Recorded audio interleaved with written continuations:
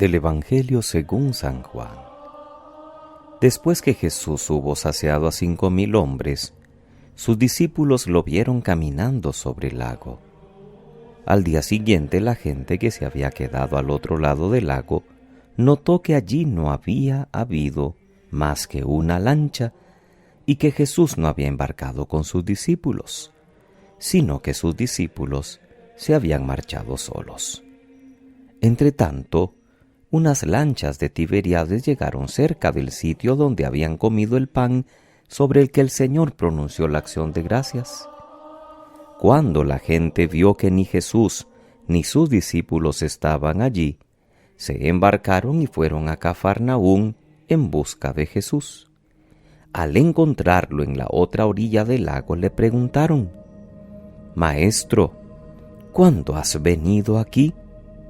Jesús les contestó: «Os lo aseguro, me buscáis, no porque habéis visto signos, sino porque comisteis pan hasta saciaros.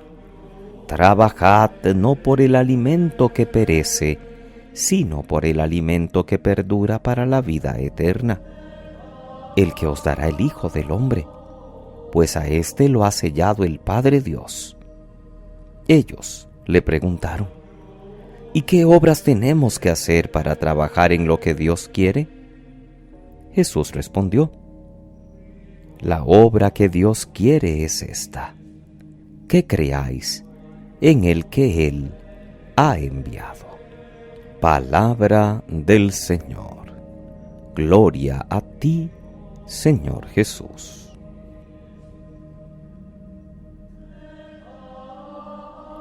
La palabra de este lunes, queridos hermanos, continúa el relato del libro de los Hechos de los Apóstoles en la primera lectura.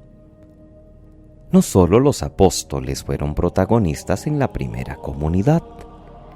Ya el sábado hablábamos de la elección de los 7 diáconos, y hoy aparece uno de ellos, dando testimonio de Cristo ante el pueblo y las autoridades con la misma valentía y lucidez que Pedro y los demás apóstoles.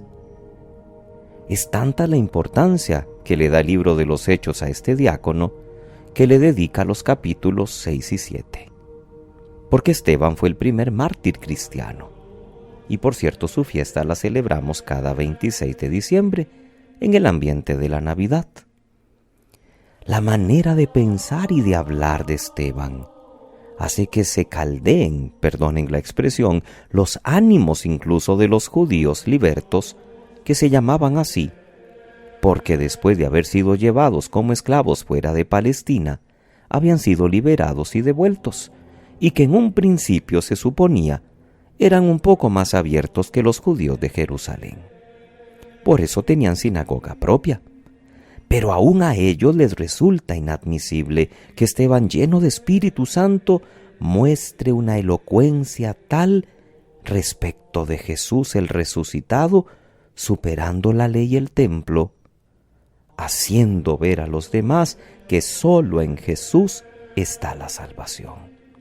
Y de allí la acusación contra Esteban. Este habla contra el templo y contra las tradiciones que hemos recibido. Una vez más, las palabras proféticas de Jesús se cumplen.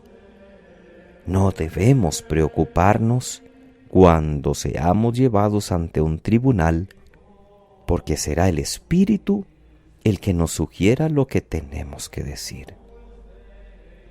Y el Evangelio de Juan, siempre en el capítulo 6, nos habla de cómo la gente busca a Jesús, luego de la multiplicación de los panes y el singular prodigio de Jesús caminando por el lago. Pero Jesús les tiene que echar en cara su motivación, su búsqueda superficial. No me buscáis por haber visto signos, sino porque comisteis pan hasta saciaros. Se quedan en el hecho, pero no llegan al mensaje. Casi que como la samaritana en un primer momento, que le pedía a Jesús de esa agua para no tener que volver al pozo a sacarla, cuando Jesús le hablaba de un agua completamente diferente. Con sus milagros Jesús quiere que la gente capte su persona, su misterio, su misión. Por eso cuando le preguntan qué tenemos que hacer, la respuesta es clara: que creáis en el que Dios ha enviado. Es admirable que a lo largo del Evangelio podamos ver cómo Jesús, a pesar del poco entendimiento de los oyentes, les va conduciendo con paciencia a la verdadera fe. Yo soy luz, yo soy la vida, yo soy el buen pastor. Aquí, a partir del pan que han comido con gusto, les ayuda a creer en su afirmación: yo soy el pan que da la vida eterna.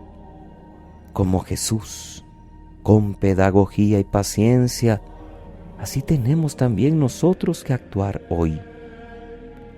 Y tenemos que saciarnos de Cristo, que es el único capaz de llenar plenamente cualquier vacío que haya en nuestra vida.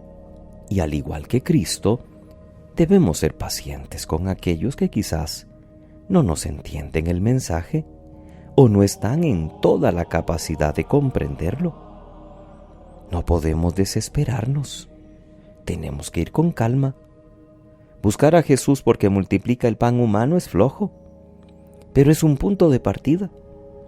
Quizás el hombre de hoy, aunque no tal vez tan conscientemente, busca felicidad, seguridad, vida. Y como la gente de Cafarnaún, andan bastante desconcertados, buscando y no encontrando respuestas al sentido de la vida. Hoy hay buena voluntad de mucha gente. Lo que necesitan es que alguien les ayude. Y ese alguien somos nosotros, los que tenemos que seguir anunciando a Cristo utilizando su misma pedagogía. Paciencia, amor y sencillez. Nosotros, los que celebramos con frecuencia la Eucaristía, ya sabemos distinguir bien entre el pan humano y el pan eucarístico, que es la carne salvadora de Cristo. Esta conciencia nos debe llevar, por ejemplo, a una jornada vivida mucho más decididamente en el seguimiento de ese Cristo Jesús, que es a la vez alimento y maestro de vida. Dejemos que el Señor nos instruya, que el Señor nos corrija con amor y que el Señor nos siga mostrando cuál es el camino que debemos seguir para llegar hasta Él. Que pasen muy feliz lunes, queridos hermanos. Que Dios les bendiga.